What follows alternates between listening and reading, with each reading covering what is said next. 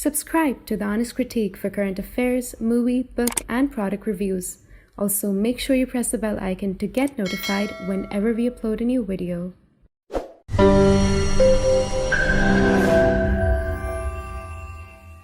The views, information, or opinions expressed during the video series are solely those of the individuals and do not necessarily represent those of The Honest Critique and its employees. The following video contains strong language which may be offensive to some viewers. Viewer discretion advised. Former editor-in-chief of Jerusalem Post and currently a senior fellow at the Jewish People Policy Institute. So thank you so much, sir, for taking your time and speaking to us. My pleasure. I wanted to start with your understanding of what the temporary ceasefire is about, and how do you see this playing out in the longer run? Because it's just for for the 4 or 5 days that's been planned initially. What's your take on this? So I think that first of all, the ceasefire, or this break or pause in the fighting, Israel has agreed to it because it's maybe only the one way for it to return some of the hostages that were taken by Hamas, and therefore it doesn't really have much of an alternative in its efforts to retrieve the nearly 240 people who were abducted by the Palestinian terrorist organization on October 7th.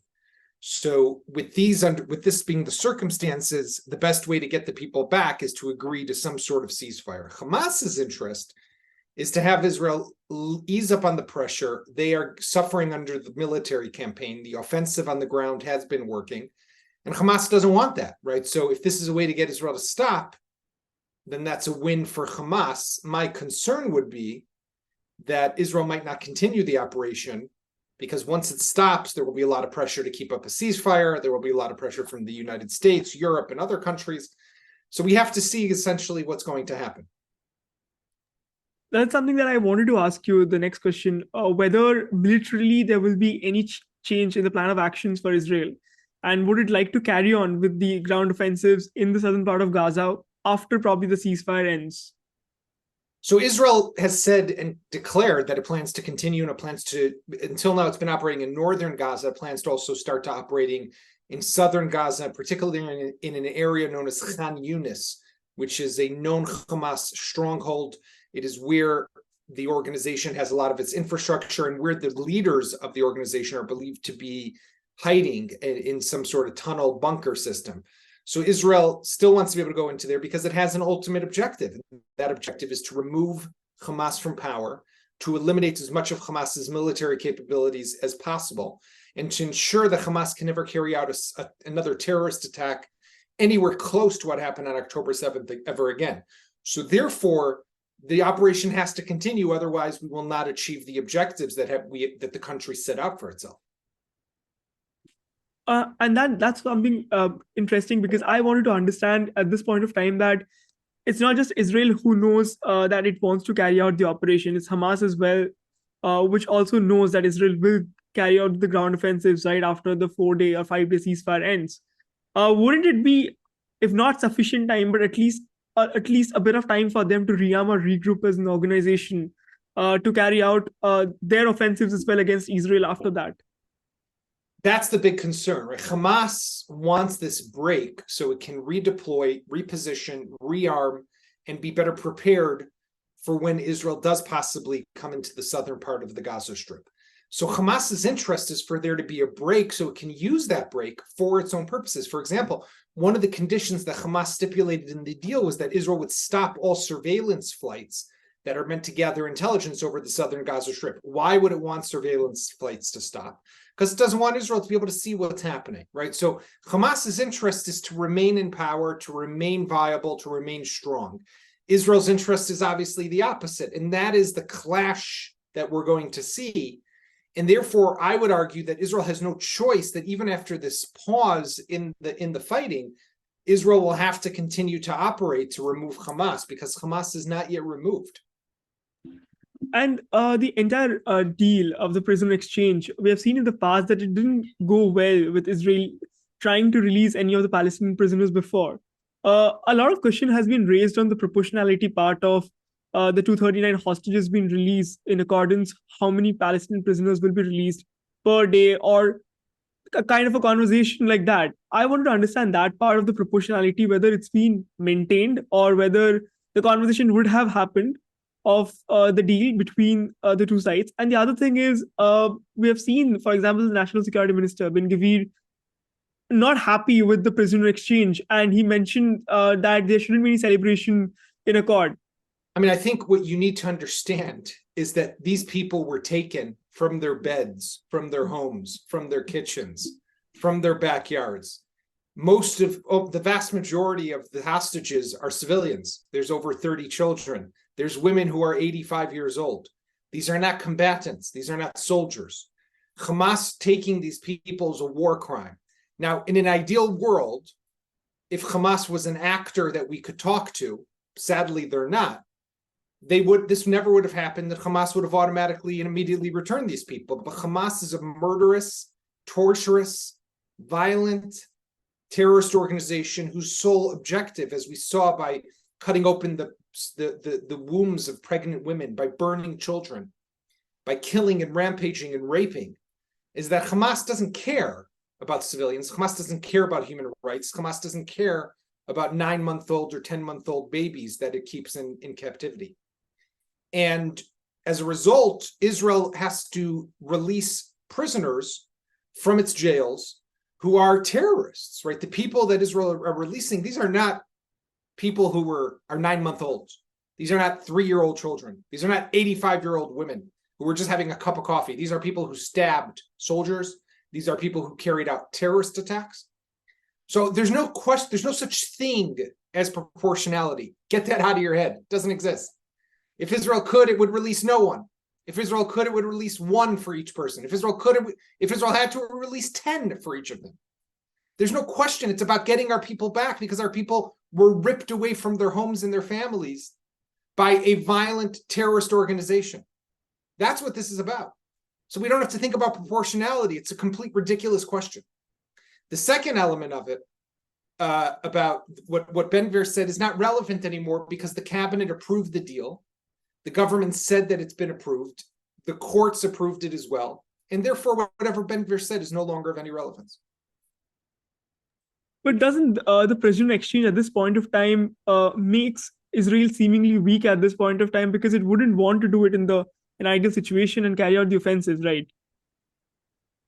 Look, again, in an ideal world, we wouldn't have to release anyone, and we wouldn't have to exchange anyone, because no one would be taking our babies and our children and our elderly and mothers from their homes, right? That would be the ideal situation. Hopefully, India will never be in such a situation, because if it was, it's horrific and it's heartbreaking. And we all can imagine, I have 4 children of my own, we all can imagine what it means as a parent, as a father, as a husband, as a sibling, to watch this happen. But does it make us weak? I think what we're showing the world is that we pause our fighting. We have this ultimate mission, which is to destroy Hamas. But even 50 people, even 50 Israelis is so important that we will stop the war for 4 to 5 days to do everything possible to get them back. Show me another country that would do the same thing. I think that is the strength and the resilience of the Israeli people. That's what you're seeing. But in the larger context that I wanted to ask you, for example, we have seen the foreign minister of Qatar yesterday in a speech mentioning that this short-term truce would, ideally, they would want it to prolong and finally have some sort of an agreement. But with the objectives of the Israeli government to actually destroy Hamas completely, would it want to extend it beyond those 4 or 5 days? I think it's possible that it might be extended if more hostages can be released. But I don't think everything I hear and everything I see and every impression that I get is that Israel does not plan to stop doing what it needs to do, even at the risk of a crisis and tension with its great allies like the United States. So after this pause, Israel will continue to operate against Gaza. And the fact is that its troops remain in Gaza. And I would not expect anything less, because what we need to remember is what happened on October 7th is a watershed moment for the state of Israel. This is not like another day. This is not another conflict. This is not another war. Hamas has to be destroyed. And every country, India included, would do exactly what Israel is doing to destroy this terrorist organization. And this is actually what I wanted to understand from you, that the objectives, there is a certain difference in opinion. We have seen President Herzog, for example, talking about what the objectives would be of Israel. And we have seen President Biden coming out and mentioning that a long-term overhaul in Gaza is not something that Americans would like to see. In this context, could you talk about a little bit that what does a post-war situation would look like in Gaza? I'm sure that the Israeli government would not want to come right after the war is over and allow another organization like Hamas to come up in Gaza. Israel does not want to have to remain in Gaza, and Israel does not want to have to control Gaza after this war. Israel might have to continue to operate militarily in Gaza and retain operational freedom and security control to prevent another establishment of another group like Hamas. But who controls Gaza is partly our interest, but partly not. The Palestinians need to decide what they want. And it's for them to determine who they want to lead them and what civil authority should rule the Gaza Strip. In an ideal world, it would be the Palestinian Authority, which is in charge of the West Bank. But unfortunately, the Palestinian Authority is corrupt, is not functionable, has incites against Israel and its education system, and pays and has laws that pay salaries to people who kill Jews. What kind of partner is that? It's not a partner, right? Can you imagine in India, you're saying, yeah, we're going to make peace with an organization that says we want to make peace with Pakistan. We want to make peace with you, India, but we're still going to have a law on our books that pays people to kill Indians. That's insane, but that's what we're expected to do, right? You would never do that yourself, but we're expected to do that. So I think that the reality has to change to an extent that we need somebody who's functioning. We need somebody who is realistic, somebody who is powerful enough, but also responsible enough to understand that the way of terrorism is not the way to move forward and to live in coexistence here. The last thing that I wanted to ask you is, we have seen the optics that Hamas have followed initially while they decided to release 2 American prisoners. Would you think they would play onto this optics in the next 4 or 5 days at least, choosing to release certain nationalities, hostages of certain nationalities, to pressurize the international community to have a longer ceasefire? Look, it's possible. I mean, I've seen reports, for example, they plan to release the Thailand hostages, the Thai hostages, regardless of the deal. I don't know. I don't yet know who they're releasing today. The list has not come out. Some of the children, some of the women, for now, it's just women and children. Some of them are dual citizens of other countries, Israelis and Americans, Israelis and British, Israelis and German. So I think that some of those foreign nationals who are also Israelis will be released. But remember, 50 is each life is a world in itself, and we should be happy that 50 are coming back. But we shouldn't forget that there's still going to be over 170 people left in captivity. That's a lot of people. So how does this get resolved? I don't yet know. But has the international community, for example, the Red Cross, failed this release at a certain point? You know, the International Red Cross is a weak organization that is hypocritical, works according to a double standard, and does nothing when it comes to Jewish life. They're happy to criticize Israel and its operations in Gaza, but they don't say a word about the fact that there are people being held in Gaza. Have they demanded to meet them? Have they done anything? Have they spoken out the same way they spoke out against Israel's operations? Of course not. Because when it comes to Jewish Israeli blood, that's cheap. And I think that's unfortunate. That's one of the realities of this war. And that's what needs to change. I think that's what Israel is showing the world, is that our blood, our people are not cheap. We fight back. You can't just kill us and expect to get away with it. So the International Red Cross, I have zero expectation from them. And I think that the world and the people of India need to look at what's happening inside the Gaza Strip and understand that this is today against Israel, but tomorrow it could be against you. It could be against any of us. India today is the largest democracy in the world. It's a celebrated country, a great ally and friend of the state of Israel. But we should make no uncertain comments about this because, like I said, they're after every civilized life in this world.